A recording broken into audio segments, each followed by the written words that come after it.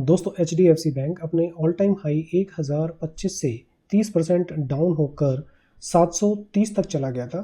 लेकिन कुछ ही हफ्तों में इसमें काफ़ी अच्छी रिकवरी देखने को मिली और इसने 15% का अप मूव भी दिया। लेकिन आज ये लगभग 5% गैप डाउन ओपन हुआ। एक टाइम पे तो ये 6% तक भी डाउन चला गया था। अब इस तरह का अगर गैप डाउन होता है तो हमें किस तरह से प्राइस एक्शन को देखना चाहिए डिमांड एंड सप्लाई थ्योरी और स्मार्ट मनी कॉन्सेप्ट के हिसाब से, वो इस वीडियो में सीखने वाले हैं। साथ ही अगर आपकी large cap mutual fund Nifty, bank Nifty में कुछ इन्वेस्टमेंट है या आपने ट्रेड लिया हुआ है तो इसका भी सीधा सीधा इम्पैक्ट पड़ता है। तो HDFC में लॉन्ग टर्म और शॉर्ट टर्म के लिए मेरा क्या व्यू रहेगा वो इस वीडियो में आपके साथ में डिस्कस करने वाला हूं। तो वीडियो इंपॉर्टेंट है अगर आप इसमें कोई अपॉर्चुनिटी देख रहे हैं, क्योंकि आज बैंकिंग सेक्टर के जो 3 मेजर स्टॉक्स हैं, कोटक, एक्सिस और HDFC, इन्हीं तीनों में ही डाउन मूवमेंट है। बाकी PSU बैंक्स में तो आज बहुत अच्छी रैली मिली है। तो बेसिकली हमें आज करना क्या चाहिए वो इस वीडियो में आपको बताता हूं, क्योंकि अभी भी इसमें चांस है एक अच्छी ट्रेड का। चलिए फ्रेंड्स, स्टार्ट कर लेते हैं अपना वीडियो। वीडियो अगर अच्छा लगेगा तो लाइक कीजिएगा, सब्सक्राइब कर लीजिएगा, क्योंकि ऐसे अच्छे नॉलेजेबल वीडियोस मैं अपलोड करता रहता हूं टाइम टू टाइम।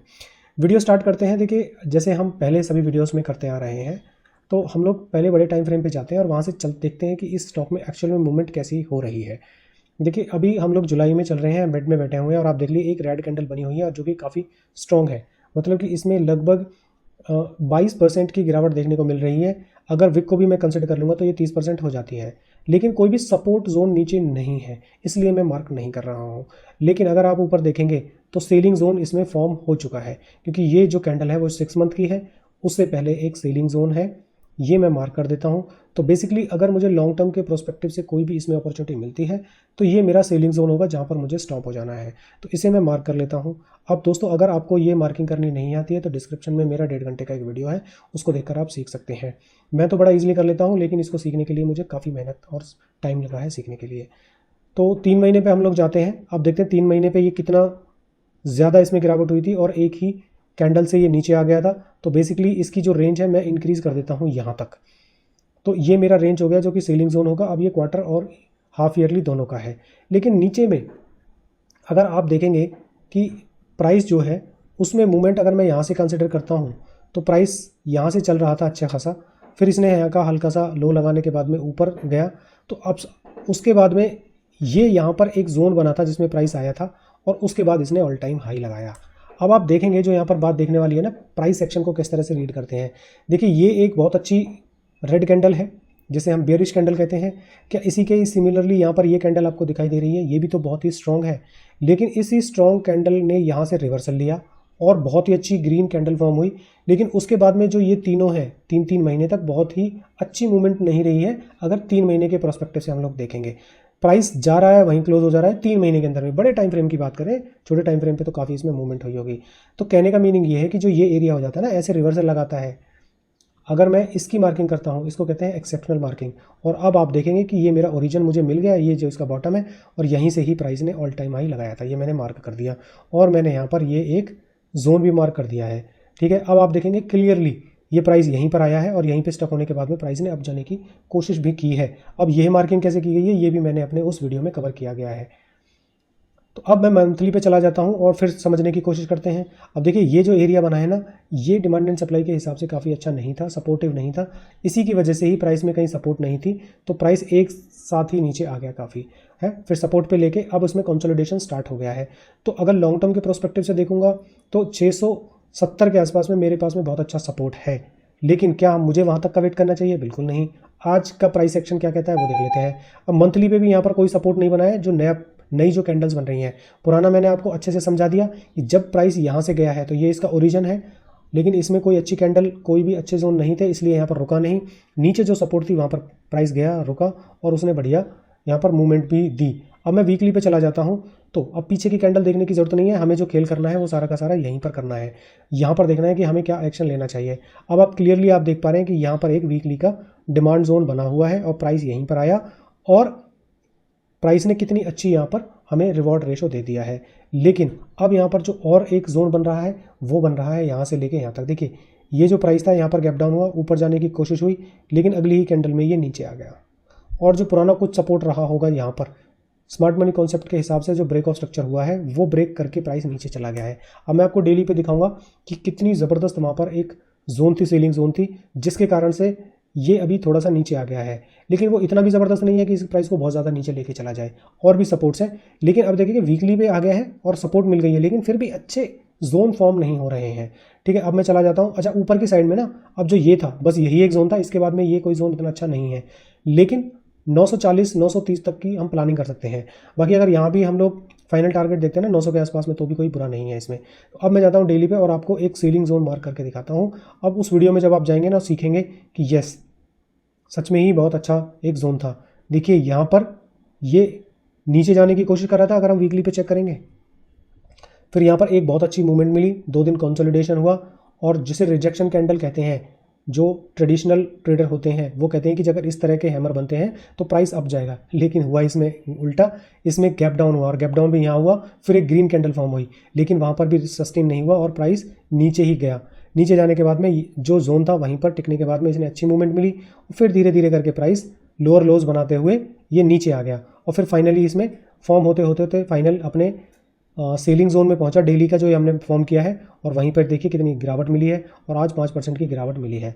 अब देखिए यहाँ पर भी कोई अच्छा जोन नहीं बन रहा है, लेकिन अब मैं इंट्राडे की बात कर रहा हूँ। देखिए पोजिशनल ट्रेड आज की डेट में इसमें नहीं लेनी चाहिए हमें। अगर यहाँ पर आपका बाइंग प्राइस था तब तो ठीक था, 730 के आसपास में, जो मैंने तो अभी ले रखा है, ठीक है, और लॉन्ग टर्म के प्रोस्पेक्टिव से 670 पे मेरा स्टॉप लॉस रहेगा। लेकिन अब हम इसमें किस तरह से प्लान करते हैं इंट्राडे ट्रेड, वो मैं आपको समझाने जा रहा हूँ। लेकिन दोस्तों, अगर आप सच में ही कुछ इन्वेस्टमेंट या ऐसी अपॉर्चुनिटी इसमें देख रहे हैं, तो जो ये मैंने मार्किंग की है, इसके यहाँ पर प्लानिंग की जा सकती है 750 और 720 के आसपास में। बहुत अच्छा नहीं है, थोड़ा रिस्की रहेगा, तो अपना क्वांटिटी को थोड़ा कम रखिएगा, ठीक है। अब इसमें प्राइस एक्शन देखना है कि कल क्या होगा, उसके बाद में आप और डिसाइड कर सकते हैं। अब इंट्राडे की बात करता हूँ कि इसमें इंट्राडे आज मैंने जो ट्रेड की थी वो किस तरह से प्लान की थी। देखिए, अब हम जब इंट्राडे कर लेते हैं और मुझे पूरा प्राइस एक्शन पता चल गया कि ऊपर ये चल तो रहा है 3 महीने के बाइंग जोन से, 1 महीने के 1 डेली के सेलिंग जोन से टकराने के बाद में नीचे आया है, जो कि काफ़ी स्ट्रॉन्ग है। उसी की वजह से ही बैंक निफ्टी पे काफ़ी असर पड़ रहा है, लेकिन आईसीआईसीआई बैंक अभी अप मूवमेंट में है, जिस कारण से नीचे नहीं जा रहा है बैंक निफ्टी बहुत ज़्यादा, लेकिन फिर भी उसका वेटेज करीब करीब में 28 और 30% के आसपास में है, तो फिर भी वेटेज तो इसमें है। तो बेसिकली अगर मैं इसमें अपना डिमांड जोन अगर मैं मार्क कर लेता हूँ यहाँ पर, तो ये मैं अपना डिमांड जोन मार्क करता हूँ, जो कि है डेली का, ठीक है।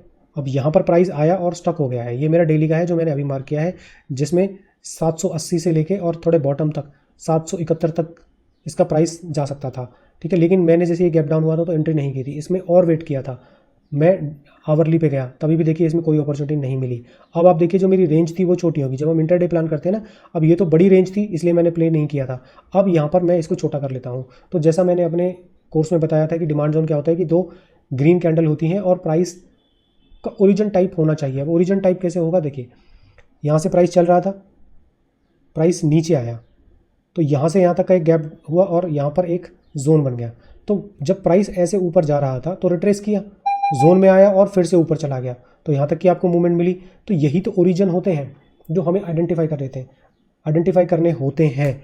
तो अपने ओरिजिन में प्राइस आया और यहाँ पर देखिए कितनी बढ़िया एक कैंडल बनी है, प्राइस ऊपर गया लेकिन फिर से प्राइस डाउन हो रहा है, तो इट मीन्स इसमें सेलर काफ़ी हावी है। लेकिन दोस्तों इंट्राडे पे मेरी जो एंट्री हुई थी यहाँ पर, और एग्जिट में ऑलरेडी इसमें हो गया, क्योंकि इंट्राडे में अगर 1:1 का टारगेट मिलता है तो मैं एग्जिट हो जाता हूँ। साथ के साथ मैंने बैंक निफ्टी और निफ्टी में भी ट्रेड किया था इसी कैंडल की वजह से, हालांकि उनमें भी बहुत अच्छी मूवमेंट बन रही थी। और 240 पर अगर आप जाके देखेंगे बैंक निफ्टी में तो बहुत ही बढ़िया वहाँ पर एक फॉर्मेशन मिली थी। तो आज मैंने बहुत अच्छा प्रॉफिट लिया बैंक निफ्टी के अंदर में, एग्जिट हो गया मैं।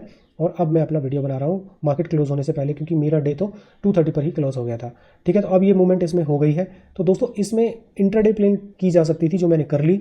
अभी पोजिशनल ट्रेड के लिए तो ये जोन उतना स्ट्रॉन्ग मुझे लग नहीं रहा है, लेकिन फिर भी अगर आप पोजिशनल ट्रेड इसमें करना ही चाहते हैं तो करंट मार्केट प्राइस पे ली जा सकती है। लेकिन इसमें आप जो स्ट्रांगली बहुत क्वांटिटी मत लीजिएगा, और यहाँ पर 770 पर एग्जिट हो जाना अगर प्राइस यहाँ पर आता है। और थोड़ा स्ट्रेस कर लेते हैं, 768 पर एग्जिट हो जाना है, बहुत ज़्यादा नीचे तक नहीं जाना है। तो अपने रिस्क को मैनेज कीजिएगा, जो कि वहाँ पर मैंने बताया हुआ है कि क्वांटिटी को किस तरह से हम लोग बाय करते हैं, ठीक है। वैसे मुझे उम्मीद है अगर यहाँ से ये पॉजिटिव रिस्पॉन्स कल मिलता है तो जो ये बीच वाला जो गैप है ना, ये बहुत ही जल्दी फिल होगा। या तो कल हमें इसमें अच्छी खासी मूवमेंट देखने को मिल सकती है, या फिर हम जो मेरी इसमें एक्चुअल में जो प्लानिंग रहेगी नेक्स्ट शॉर्ट की, वो रहेगी मतलब शॉर्ट टर्म ट्रेड की, नॉट शॉर्ट करने की, कभी आप इसको गलत समझाएं।